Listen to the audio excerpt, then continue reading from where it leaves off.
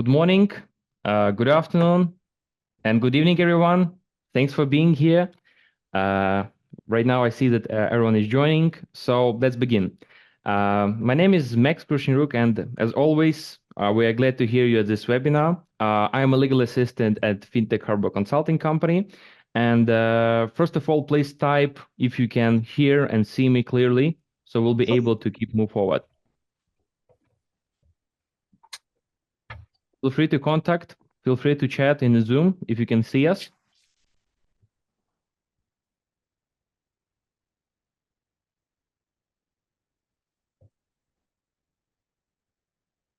Bogdan, can you hear me? Yeah, I hear you great. Okay, sounds great. So in this case, we'll move forward.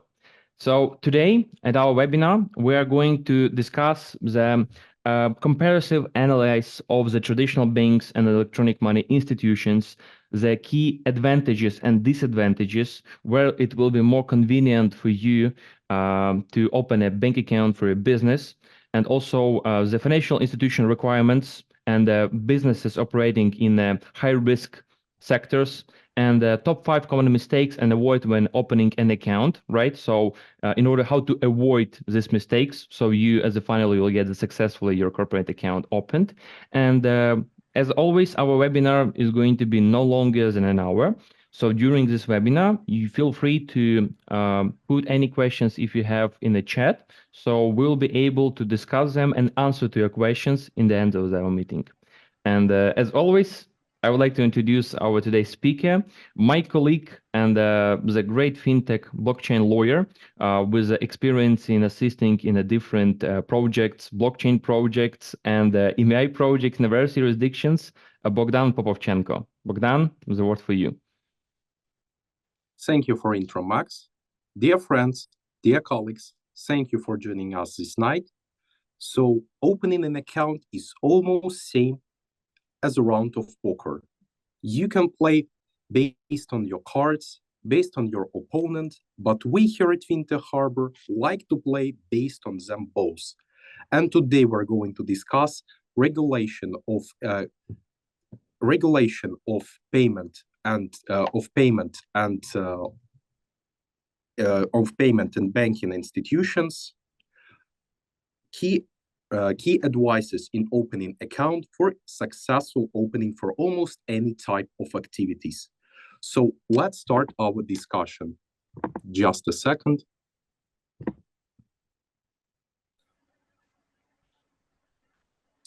Yep, let's start our discussion traditionally. So the size of the digital payment market, according to the World Bank's press release in 2018, globally, 69% of adults have an account at a bank or an electronic money provider. In 2021, this number has even increased to up to 76%. According to a Statista latest report, the transactional value in the digital payment market is expected to reach up to more than $9 trillion in 2023. With a forecasted annual growth rate of 11.83%, the digital payment market is projected to raise around almost 15 trillions by 2027. So as you can see, nowadays it's barely impossible to imagine any type of business without an account. Let's move further and discuss the legal regulation of banks and EMIs in the European Union. Firstly, we choose the European Union as a perfect example of the legislation in 28 jurisdictions. You may notice, why 28? Since European Union nowadays has only 27 members, but I will say you that currently UK legislation is also based on EU. So legislation of banks and EMIs in European Union is divided on two main levels. The first one are EU-wide directives and regulation, and the second, the national implementation or laws in different EU countries. The legislation of EU member states governing banks is based on directives CRD4, CRD5, or as they are called, the Capital Requirements Directive and Regulation. Meanwhile, MEIs are regulated by European Money Directive in its first and second revision and the Payment Service Act. The presence of the common regulatory framework makes regulation of banks and EMIs in EU and UK very similar. By understanding this requirement standard, you can obtain a very huge image of how it works across entire European Union. So let's start with a little example. So Article 12 of CRD4 directive allows member states to issue banking license with some banks with a capital no less than 1 million euros. In its turn, Lithuania, as EU member, allows issuing such licenses to specialized banks. Few years ago, even Revolut was issued such type of license, a specialized bank in Lithuania, but then it upgraded it up to a standard banking license. So practically, it means that the second most important thing is that EU member states recognize all the banks and credit institutions as EMI, allowing them conduct almost any EMI type of activity. So practically, it means that every bank nowadays is an EMI, but not every EMI is a bank. Let's move further and discuss the definition of electronic money. We often hear nowadays EMI, electronic money, and other terms. So let's discuss what it actually means. According to Article 2 of United Kingdom EMR regulation and Article 2 of EMD2, electronic money means electronically stored monetary value as represented by claim on the electronic money issuer, which is accepted on receipt of funds for the purpose of making transactions, or is accepted by a person other than the electronic money issuers. So in simpler terms, electronic money is issued by a special software. When you transfer a money to an EMI institution, it issues equivalent amount of money in the digital form. It's very simple, but it's very essential not to confuse electronic money with cryptocurrencies. The definition of cryptocurrencies EU and globally states that cryptocurrency is a digital representation of value that is not considered as a legal method of payment. But as we can see with electronic money is also issued digitally, but it can represent a means of payment. It has significant influence in the legal regulation since when you buy something for crypto, it actually is not a purchase. It's an exchange contract. It leads you to different consequences. But when you buy something for digital money, it is a traditional purchase contract. So according to Article 39 of the EMR regulation and Article 11 of EMD2, EMI are obliged to receive funds from a user, immediately issue electronic money at per value, and according to the request of the holder, redeem it at any time. Practically, it means that one unit of electronic money always has the same amount of money on the bank account of EMI. Electronic money, in its way, is not a cryptocurrency. Let's move forward and discuss the key requirements for obtaining an EMI license. So nowadays, I can often hear that EMIs are not so stable and reliable. It's better to avoid them and to choose banks instead of them. And today, I will show you that it absolutely has nothing similar with reality. The activities allowed for EMI according to Article 6 EMD2 and Article 32 of the UK Electronic Money Regulation allows EMI provision of issuance of electronic money, payment services, operating of payment services, foreign exchange, safekeeping, data storage, and maintaining payment accounts. So technically, the most important here is issuance of electronic money. With issuance of electronic money, it allows you to store your assets and money within EMI. The requirements for obtaining EMI license in Union are extremely high. It is so very few companies can afford obtaining this license. The minimum initial capital of each EMI has to be at least 350,000 euros or 2% of e-money volume. Practically, you need to choose the amount that is higher, or 350,000 or 2% of e-money volume.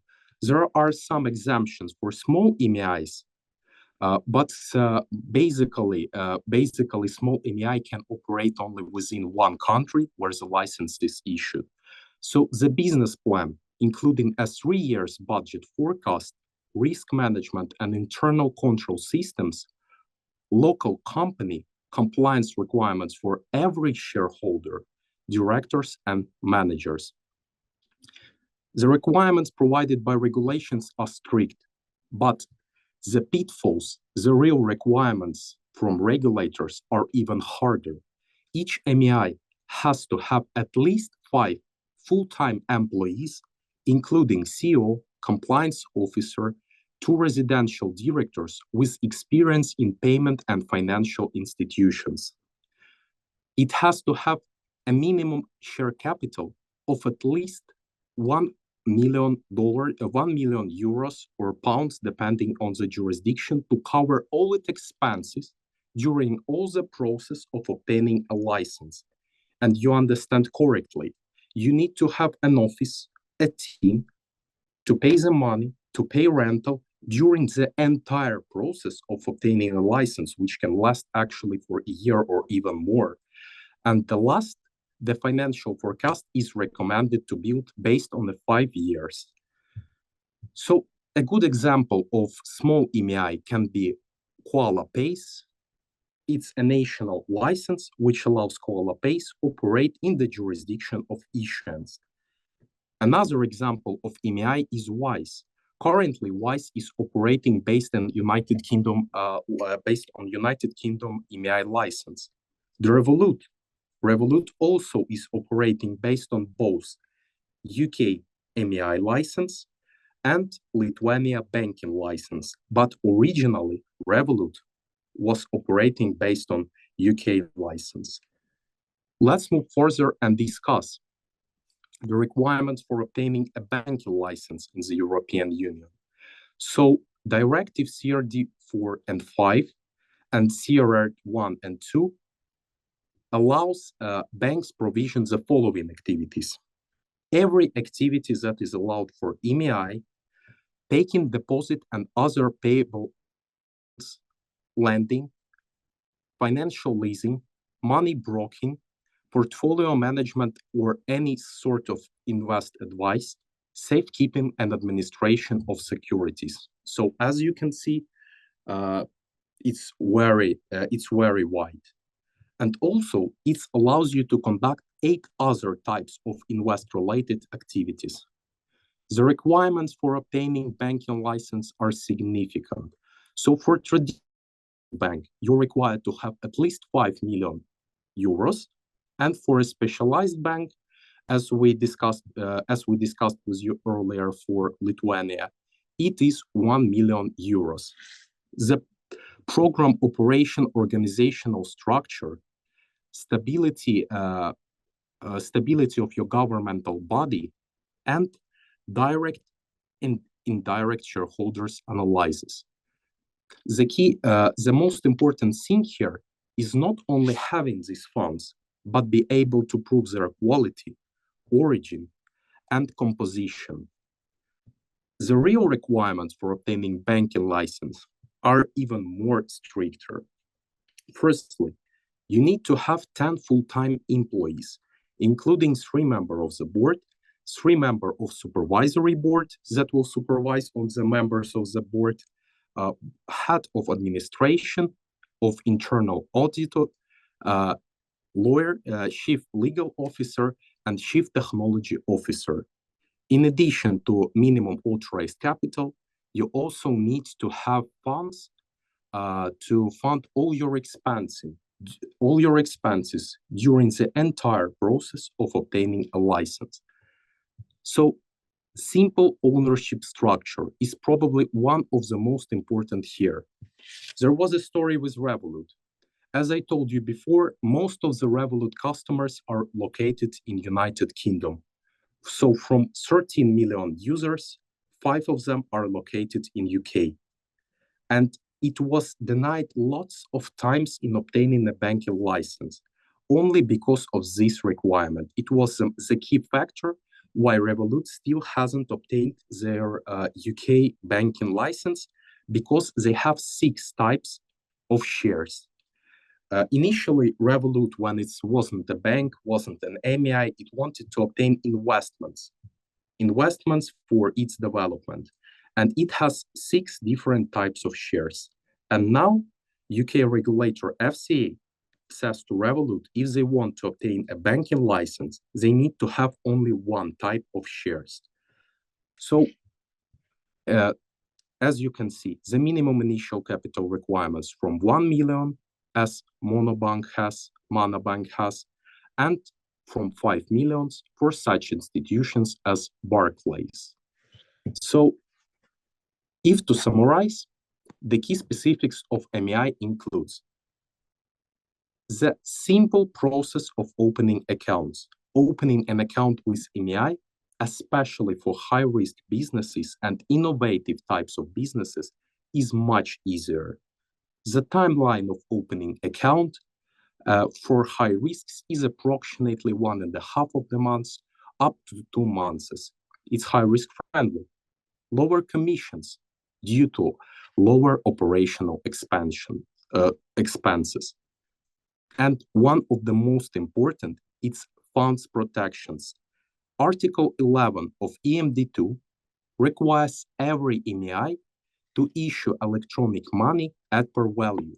It means when you place 1,000 euros on your MEI account, it needs to hold these funds in a special safeguard accounts. It may be safeguard accounts both of commercial banks and national banks of each particular country. And MEI has to redeem it immediately by your request.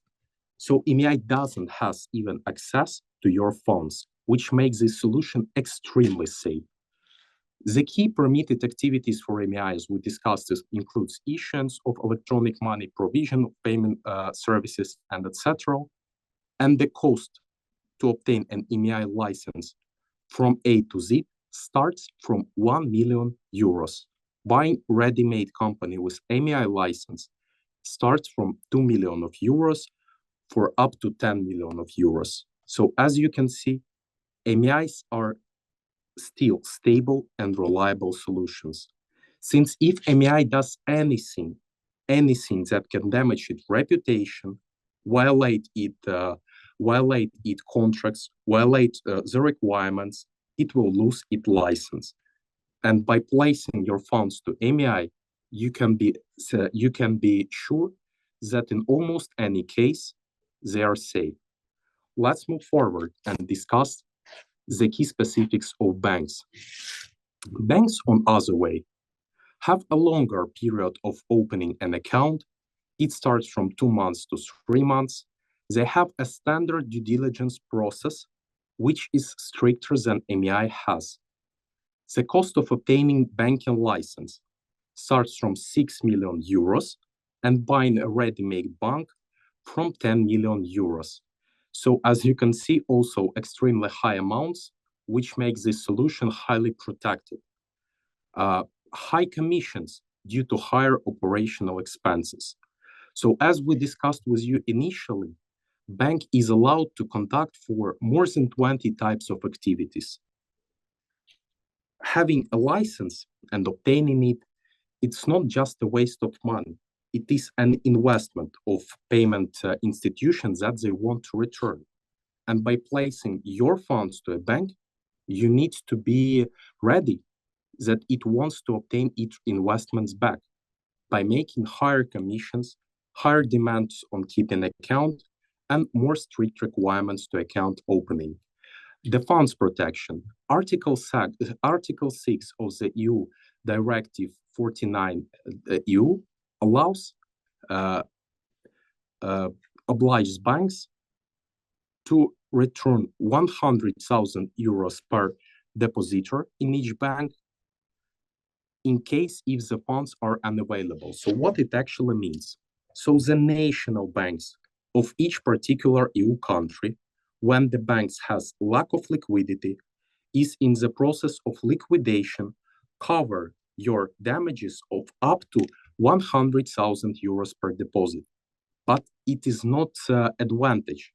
Sometimes, if you hold money in EMI account in those jurisdictions where EMI are obliged to keep their money in national banks, will cover you all expenses, while banks cover up to 100,000 per deposit. So it doesn't mean that bank is actually has a lower coverage, but you need to consider it in any particular jurisdiction you're operating. So let's move further and discuss the key advices that we can provide for you for easy and smooth process of opening an account. So first of all, we highly recommend having a high quality website. Your website should indicate all the key activities that you provide according to your business plan.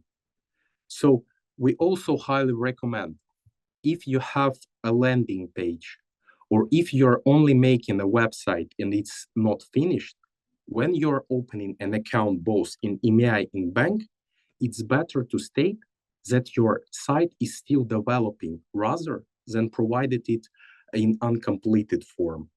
The second, stability and consistency. Having most of the documents and their timely submitting to compliance departments allows you not only to increase the chances of opening an account, but also to obtain access to a wider range of services. So we're all people. And when, for example, you're providing compliance documents or your IML CFT policies to a bank or EMI within 1 month, so basically they understand that you're preparing it now. And the last key requirement is availability of IML CFT policies on the company website. So these requirements mostly applies to high-risk projects like crypto exchanges, Forex trading, or gambling. It is necessary to have them displayed on your website. It is also necessary to have a real money laundering officer with a CV and with a good experience for those activities that require it. But the cornerstone and the most important thing ever is a clear understanding and possibility to describe your business model and user flow. So you can not have some documents. You can have little problems with their submission. But when you can simply describe what are you doing, what is a cash flow, you will have much higher chances to open an account. So let's move forward and describe and discuss requirements for business operation in high-risk sector.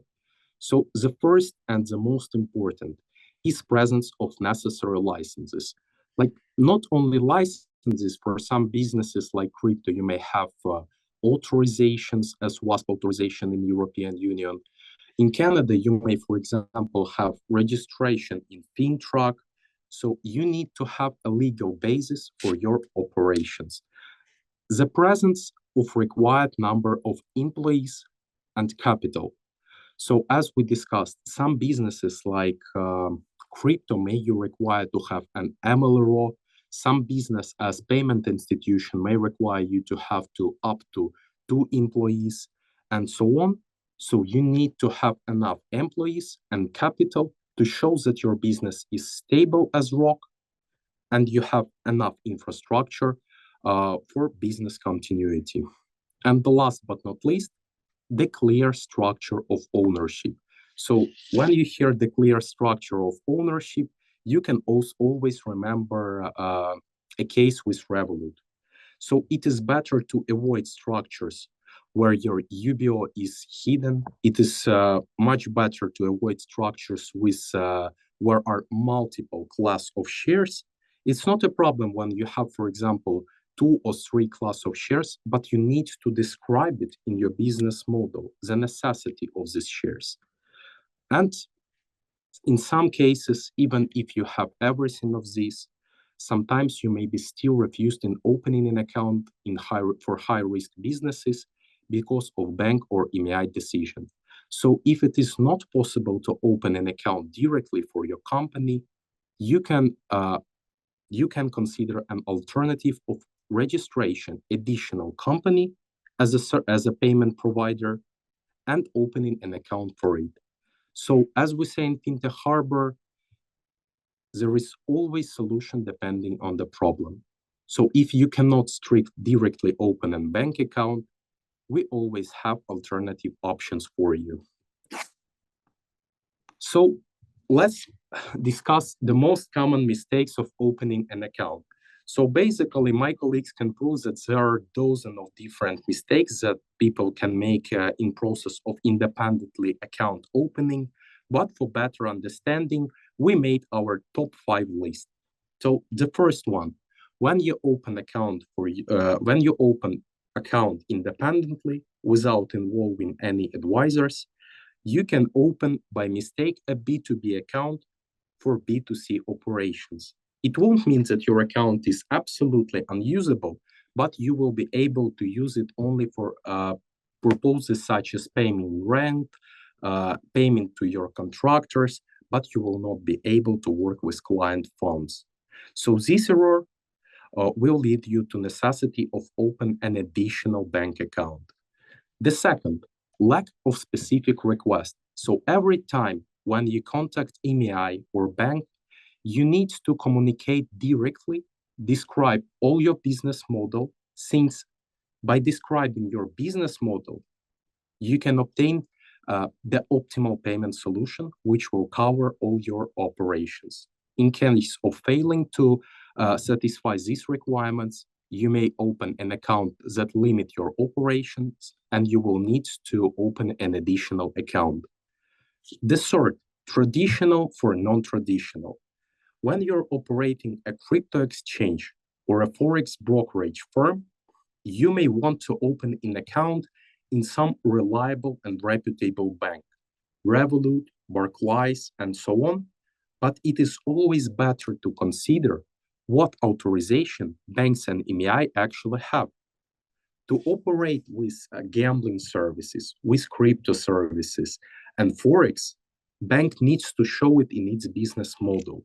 And before applying, you need to see if banks can actually help you, because in the best scenario, you may have a higher operational costs because of the bank fees. At the worst scenario, traditional banks may notify the regulator even about your minor violations. So you need to be ready that banks are always afraid of losing their license. And you need to open your account exactly at that bank which understands your activities. Since if bank doesn't understand your activities, it can notify the regulator, which it's better to avoid. The first, lack of proper authorization. So from provision some types of activities, as I upper told, EMIs need to specify them in their business plan. In some cases, inexperienced users may open account with unfair providers with a proper license. So it may sound funny, but sometimes we've seen like lots of different cases where people open accounts with MSB, with WASPs, with other types of licenses that doesn't allow you to operate, to open an account. So you always need to analyze your payment service provider to request his licenses, authorizations to see if it actually can open you an account. And the last is inaccurate information. So providing inaccurate information can significantly slow down the account opening process in best scenario, and at worst, it can result in losses from 500 to 2,000 euros as some providers can charge for document verification. So some EMIs, it's not something very rare. So lots of EMIs and banks have huge compliance departments to review all the applications. And since for high risks, they need to analyze more documents, they may require you an additional cost for it. So you need to be ready for this check, and that there may be a necessity to pay this amount. So let's discuss the roadmap on successful account opening process. So it is actually how we at Fintech Harbor open accounts for our clients. So the stage one, during our meeting and the first business day, we analyze your business model absolutely entirely. We prepare for you preliminary checklist of every document that is required depending on specific type of your activities. We have a massive, extensive expertise in opening bank account and EMI account for crypto, fintech, gambling, and multiple other activities. And we know approximate list of documents, approximate list of EMIs and banks that can open an account for you. We even know approximate commissions that you may obtain.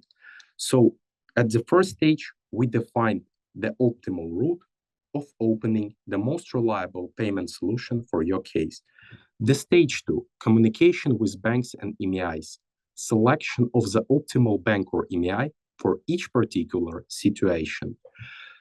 So after analyzing of your business model, we choose which banks will be the most suitable and start with them preliminary communication to obtain fees, to obtain requirements, and so on, to open the most optimal payment solutions for our clients.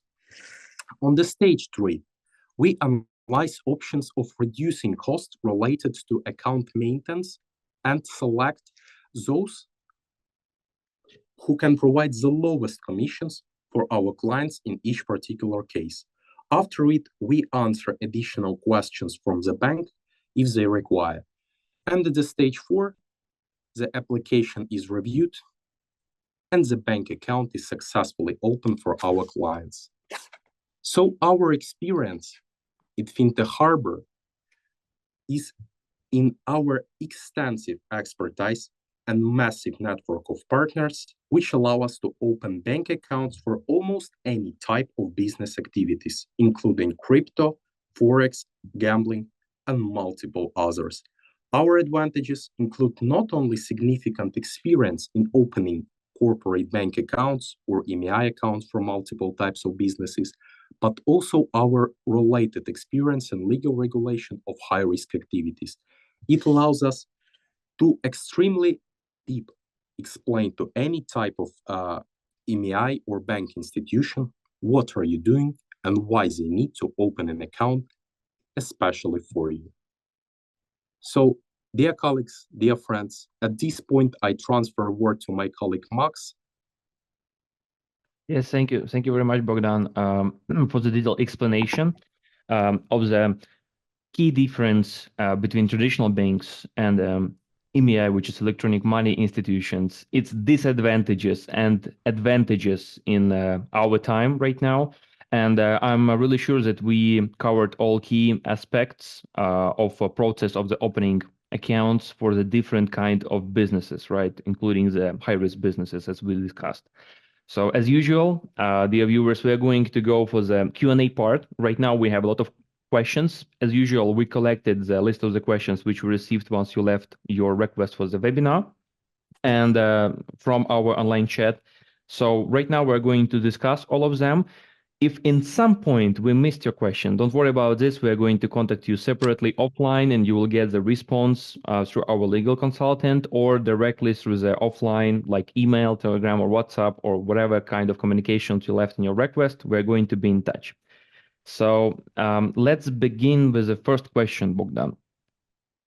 First question, one from our customers, literally how to open a business bank account, right? So we already discussed it. Please summarize the key details of the procedure.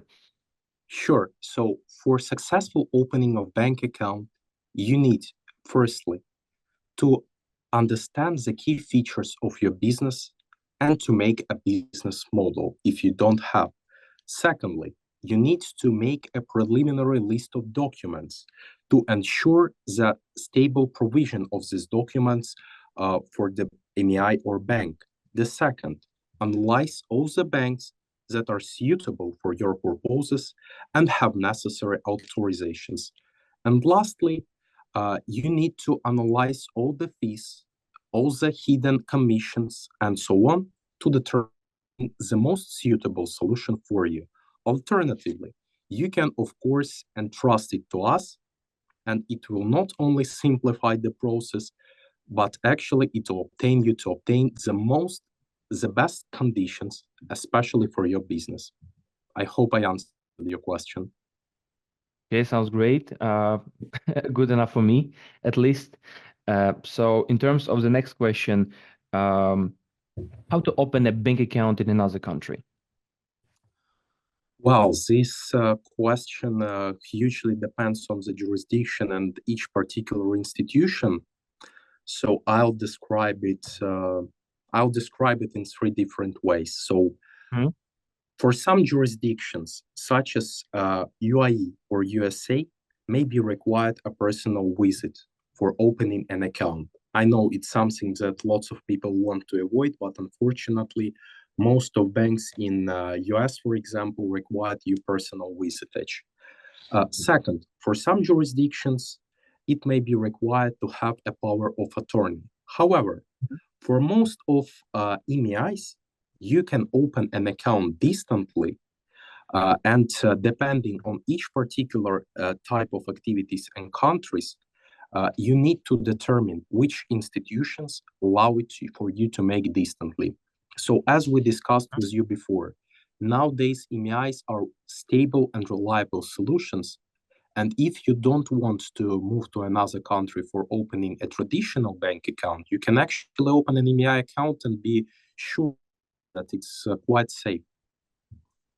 I hope I answered your question. Okay.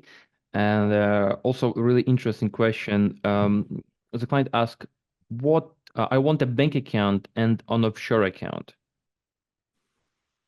It's absolutely not a problem. So if after this webinar you write to Max or to me, we will be glad to assist you with all the solutions. So opening, I will describe a little bit difference in it. So opening bank account is quite simple process if you know your business model, your type of activities, and have all necessary authorizations. But for opening an offshore bank accounts, there may be required another package of documents. So in this case, I highly recommend you to use our services because we understand deeply the specific and difference in these two types of accounts. Also, we work with multiple offshore jurisdictions such as BVI, Seychelles, UAE, and so on, and we will be glad to assist you. Yes. Also, I would like to tell you that we have a different solutions, as already mentioned, Bogdan, including the traditional banks, like local banks in offshore jurisdictions for a different type of the businesses, as the same as EMEA, right? So, in terms of the compliance, how to avoid the compliance issues? Wow, it is a great question. So to avoid you can never be sure that there won't be any compliance issues. So our lawyers can explain that even if you have all documents, all authorization, if you have everything, sometimes you unfortunately cannot avoid some compliance issues. But there are few tips how to avoid them for 90% of cases. The first one is to prepare a preliminary documents before applying to a bank or EMI. If you have documents, if you provide them in a timely manner, the institution can see that you're actually prepared, that you're a safe business, and they can trust you. In case if you fail to provide some documents for months or maybe two, they may think that it's better to avoid working with you. So you need to have documents, you need to have authorizations, and you need to choose the most optimal payment solution. So you need to analyze not only yourself, your structure, but it is better to find the solutions that work especially for you. Okay, yeah, I totally agree with you in this case. The faster, the faster and the bigger package of the documents you will prepare, which is required by the compliance, the more easier and higher chances that everything will be fine. Anyway, so we can move to another question.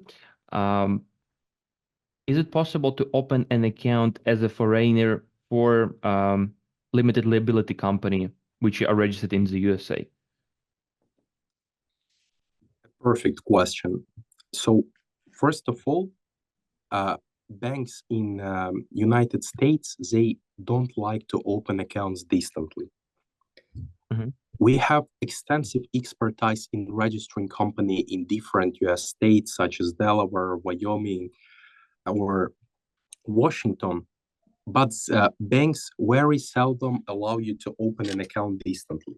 So there are two main options how to work with it. The first option is that during incorporation process, we prepared all necessary documents for you to visit USA within for a few days and to open an account by presence. Or the second, there are few payment institutions such as PayPal, Square, or Stripe. They sometimes can open an account for you. They can open it distantly, but there are very, very few solutions for it. And you need to be prepared that it is better to open it by your personal presence. There may be the third option when you ask some person to become your director and it can open an account for you personally. But in United States, it is extremely expensive. This person will need to manage all your operations, to make an audit, to see any transaction. And in this case, it becomes extremely expensive. So what I highly recommend is either to visit US within a single or few days, or the second is to seek for some reliable payment solutions as PayPal or Square. Oh, by the way, Square is renamed, so it's Block nowadays. And so if you want to obtain some distance, some accounts distantly in US, so it's better to consider them. But what is even better, to request our service for company formation in US, and we'll prepare your documents, all required documents and instructions for opening it within US. Thank you. Yeah, thanks for the detailed question, detailed answer in this case, right? So literally, if we're moving to another question, the person said that it's struggling to open a business bank account for high risk activity. So I will be glad to answer to this question. So everything depends right now, like if we are receiving some kind of information request from the customer, everything depends what kind of business are you dealing, right? So because everything, again, depends on the type of the regulation, right? Are you regulated? If your company is registered, for example, in a jurisdiction where it requires a license, for example, for such kind of activities, or you in unregulated jurisdiction, right? So in most of our cases for the high-risk businesses, we make sure that first of all, based on the company registration, right, and what type of licenses will be the most convenient and the most right solution for our customer to obtain based on their final goals, on their business plan, and type of services, and what kind of customer areas they would like to cover. And or in this case, once we understand this point, we have a huge quantity of the payment and banking partners, right, where we can exactly your company open an account, either bank account, right, C2B, B2B accounts, or merchant accounts, depending what kind of transactions in what kind of quantity per month of the transactions you're going to receive or to proceed, and what kind of volume are you going or your business is going to have during the month or during the year. So as you can see, literally, there is no some kind of universal answer to this question. Everything has influence based on your initial business details, right? So in this case, if you will be interested to get more information, just let us know and we'll get back to you with the proposals and solutions. All right. So again, I hope your answer to your questions. If you have any kind of clarifications, feel free right now to chat in the Zoom chat. So move to another question. Can you help to open company bank accounts? Definitely yes. What do you think, Bogdan? Yeah, probably, Max. I guess that we are able to help you with opening accounts. But if to be serious, we provide A to Z solutions for any type of businesses. We have extremely high experience in it since we personally structure lots of different crypto, fintech, payment projects, and so on. Our team has even expertise in obtaining licenses such as EMI, and the only type of license that we still haven't worked and wanted obtaining a banking license, but you can be sure that we are able to open the most convenient payment solutions, especially for you. Sounds great. Sounds great. So, okay, move to another question. Is it possible to open an investment fund? Well, thank you for this question. So, if you allow, I'll answer a little bit long. So, preliminary regulation of financial institutions such as investment funds is one of my key specializations. So that's why I like this question a lot. Yes, of course, it is possible to open an investment fund with us. We will be glad to assist you with this inquiry. We have huge experience in obtaining fund licenses in offshore jurisdictions. We have extremely high expertise in fund legislation, so most of funds are governed by either MiFID II directive or either by IMFD II directive. It depends on the type of your assets. So firstly, what I can say, by determining the most optimal license solution for fund activity, you need to analyze the structure of assets that you are going to manage. You need to determine the key jurisdictions of your customers, and you need to determine your model of marketing. After analyzing of all these key aspects, we will be able to provide you with a good solution in this area. There is also another interesting fact that EU nowadays is probably one of the most optimal jurisdiction for obtaining fund license, since it allows you both passportization and authorization of your services within entire single European market for almost 500 million of rich users. So another interesting thing I want you to say that maybe why fund? Maybe you can consider also banking license, since banking license allows you to provide any type of fund activities. So it's a great question, and we invite you to visit our first free consultation, and we'll be glad to discuss it in more details. To be honest with you, it's like so wide themes that we can talk about it definitely in hours, right? So yeah, and in this case, move to another question, and a very interesting question. How can I open an account for my MSB business? Great question. Another great question. I want to describe a little bit my experience. So currently, me and our team are working on obtaining MSB license in Canada. A week ago, we assisted few of our clients in buying ready-made MSB company, and now we're dealing with another bunch of clients who want to obtain both ready-made company and MSB license. So of course, it is possible open to an account for your MSB business, but here you need to analyze some specific. If you need an if you need an account for your MSB for operational purposes, it's one question. If you want an account with low commissions under which you are going to operate as a currency exchange, one of MSB key activities, so you need to choose different solutions. For MSB, it is absolutely possible to open account in European Union and in Canada. So by considering these options, you can determine probably the most optimal payment solution for you.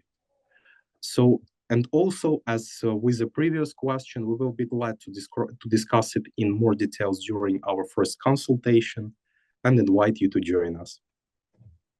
That's right. Also, I would like to mention once again that we have an extensive experience in opening, in terms of the MSB licenses and accounts, both traditional banks and in EMEAs for different purposes, as mentioned, Bogdan. Great. Okay. In EMEA, sorry, Max, I'm very sorry. So in EMEAs, it's even better for MSB, since mostly all the MSBs have authorization for traditional currency exchange and for crypto exchange. And in this case, we highly recommend you to consider EMEAs, since EMEAs better deal with crypto exchange services. That's right. That's right. So if we speaking about the crypto, we have another question in terms of how to open an account for crypto activities like peer-to-peer trading. Well, so the basic description of procedure is almost the same as we discussed above. If you mean that you want an account for your crypto peer-to-peer operations, you need to have a description of your business models that you can provide to an EMI or bank.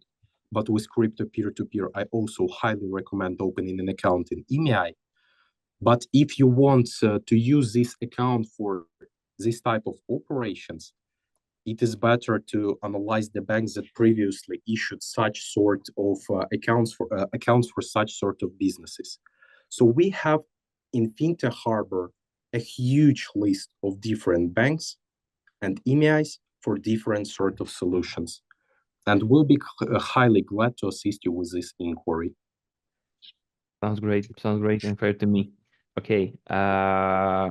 From crypto to let's back to the Forex.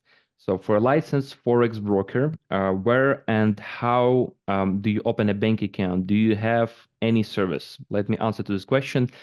First of all, as maybe you already know, we have an extensive experience in assisting different brokerage and Forex projects, and including not only the bank account opening, right, but literally creating the whole structure, starting from the company information, obtaining the license, preparing the necessary policies, business plan, and finishing with bank account opening. So again, as I maybe already mentioned in our previous answer, that everything depends on what type of license in which jurisdictions did you open, right? What kind of main services are you going to provide? And what kind of area you want to cover using this bank account, right? Because again, everything depends on the type of clients which you're going to provide. Is it going to be the individuals, right? Or is it going to be only the businesses? So it makes sense to understand, because for B2B account, it's possible even to open in a different, even European jurisdictions. If you have a Forex license, for example, in let's make an example. You have a brokerage license in offshore jurisdiction, right? But you are interested to have an account for only for business purposes, right? For the business expenses, which is a B2B account, right? So for paying the salaries, for accepting the funds from your partners, right? Or paying for the rent, for the service, and so on. So in this case, it's possible even to open the B2B account, which allows you to open even in the European Union or the UK. In terms of the C2B account, we have a different solutions, including opening a local traditional banks in the jurisdiction when you have this company with a license, or even in EMEI. And again, everything depends on your final goals, what kind of jurisdictions and countries you would like to cover. I hope as as much as I can, I answer to your question. Again, everything has to be analyzed with us previously, so because it will help us to give you a proper solution. That's it. Yeah, So Max, I want to supplement the question a little bit. So yes, we provide such services. yeah, that's right. Okay. So another question, can I establish a bank account abroad for my Spanish registered crypto business, or is it required to register my company and obtain a license in the jurisdiction where the bank account is opened? Bogdan. Wow, great question. First of all, I will answer quickly. Yes, it is possible to open a bank account for your Spanish crypto licensed business in any other jurisdictions. I will even add that obtaining a crypto license in Spain nowadays is extremely difficult, since in most of jurisdictions in European Union, crypto exchange are not operated so strictly as a Spain, and National Bank of Spain needs to assess your business to issue a license for you. What I will say is that for such sort of strict, highly regulated companies, you can easily obtain an EMI or bank account with us. Okay, great. So also in terms of our another question, what is the benefits of the bank account business owners and how secure is the bank? Well, as we upper discussed, the banks, both banks and EMIs are extremely secured. And if you're asking if what are the benefits to obtaining a banking license, well, it allows you to operate almost any type of payment and investment activities, such as asset management, financial advice, brokerage and exchange, provision, lending money, deposits, and so on. Or if you're asking what are benefits in obtaining an account with a bank, like it's simple. It allows you to operate globally, to obtain clients from lots of different jurisdictions. But nowadays, for most of businesses, EMIs are also a perfect solution. Sounds great. Okay, and our several last questions. Which countries do you cover? In terms of the traditional banks, for example, we first of all, we can cover the main key jurisdictions which allow you to proceed the payments in a different kind of businesses from all over the world, right? Everything depends on your final goals again. But in terms of the opening an EMEI, we can easily open an EMEI account in European Union, in the UK, in offshore jurisdictions, in the Canada. So literally, we have like more than 30 partners in terms of the account opening, in terms of the EMEI. So I think if you will ask us, we'll be able to find you the proper solution. But in terms of the traditional banks, again, we have a solutions in European Union, right? Basically, one of the most popular requests which we're having, it can be the opening a corporate account in Switzerland, in Montenegro, in Latvia, and other European jurisdictions. And outside it, again, in it can be done in Canada or offshore jurisdictions. And in terms of the traditional banks, we are working exactly with the banks which are ready to open an account based on the power of attorney, which will be prepared on the name of our lawyer, who is going to represent you directly in this procedure. So anyway, the bank's compliance will ask you to have like KYC verification, right? So in this case, you need to go through the Zoom or Skype calls, right? So the bank representative will be able to see your face to understand it is your real you. But from our side, in terms of the your point of view, everything will be done, including the documentation preparation, application preparation from A to Z, as we already explained. So you will not face any kind of issues which we already discussed in our webinar. It goes in terms of the EMEI and traditional banks, as we already discussed. Okay, and we have our last question. which we got from the chat. As you can see, the company is registered in Cyprus as well as the bank account. How are profits from gambling activities taxed in Cyprus in that case? Is there a specific tax rate for gambling income in Cyprus since the company and bank account is sitting there? Thanks. Bogdan, what do you think about this? Well, I think great question. So first of all, I want to explain that every European jurisdiction has its own national legislation for gambling activities. In Cyprus, the standard corporate income tax is 12.5, and there is any sort of reduced rates for gambling activities at all. So for gambling activities, there will be the standard corporate rate applies, and I highly recommend you to analyze if you have appropriate license within Cyprus to legally operate, since such sort of operation without local license can lead you to very undesirable consequences. So I hope I answered your questions, and by using this opportunity, I will also to add that we have expertise in both international taxation and assistance in obtaining gambling licenses for different solutions. Including the setup and whole structure, right? So in this case, if we're speaking in terms of the questions, we already over an hour of our meeting. So in this case, the questions which we still have in our chat, I see that you chatting, I see your questions, but unfortunately we are running out of time. So as I mentioned for you before, we're not going to miss any one of you. All questions will be answered offline if we didn't discuss it right now during the webinar. So offline, we're email, Telegram, or WhatsApp, whenever, don't worry about it. So in this case, once again, we can conclude that we have a different options, right? Where we can open, or you can open an account for your business, right? Basically in traditional banks and EMIs, you already understand what kind of key advantages and disadvantages of using services of different financial institutions, right, or banks. And literally, as you already warned, what kind of issues you can face and what kind of mistake you do need to do. We are not telling that we are the magicians who can solve any of your problems, right?